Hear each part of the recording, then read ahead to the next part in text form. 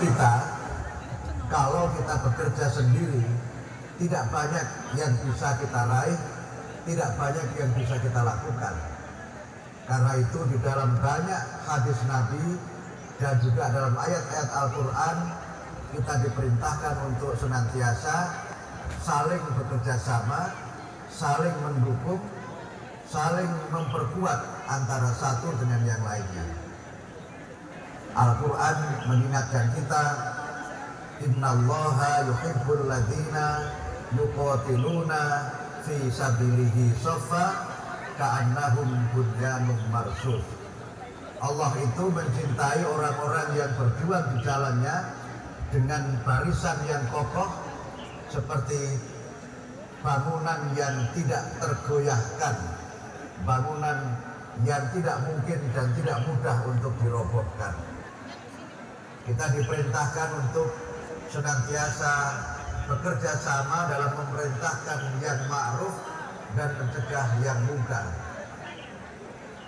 Kita diperintahkan untuk saling memperkuat antara satu dengan yang lainnya.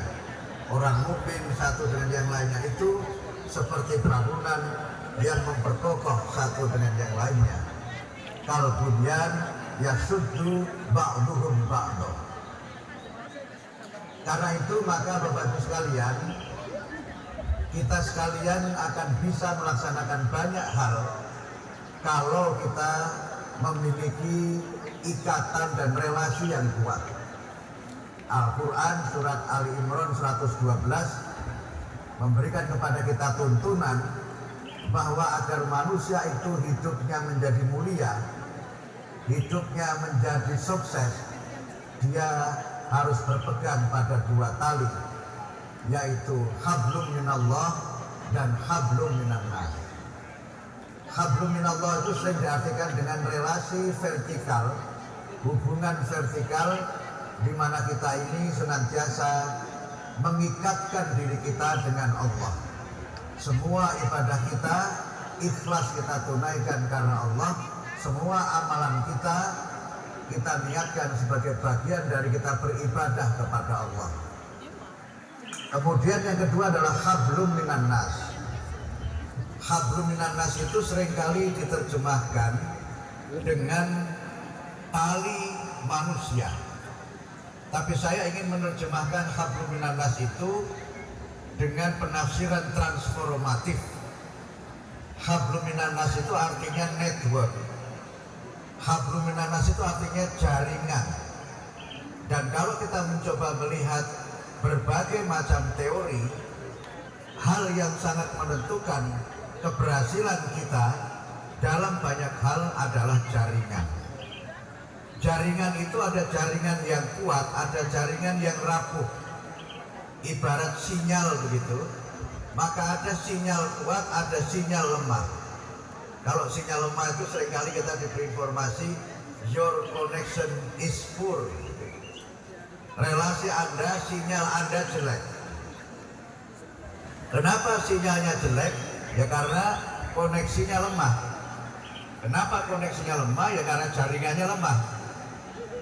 Tetapi kalau kita mencoba melihat dalam konteks yang luas, ketika Quran bicara mengenai jaringan, itu ada jaringan yang kuat, namanya al-urwah al-wuthqa lan fisama laha. Jaringan yang kokoh yang tidak bisa digoyahkan adalah jaringan yang di situ kita iktisam, berpegang teguh dengan tali Allah, dan kita berpegang teguh kepada sesama manusia dengan ikatan cinta kasih seperti pesan Pak Ketua BWM tadi. Karena itu maka jaringan yang kuat ini harus kita bangun sehingga tidak tergoyahkan karena ada kesamaan akidah, kesamaan visi, dan kesamaan misi. Tapi ada jaringan yang lemah.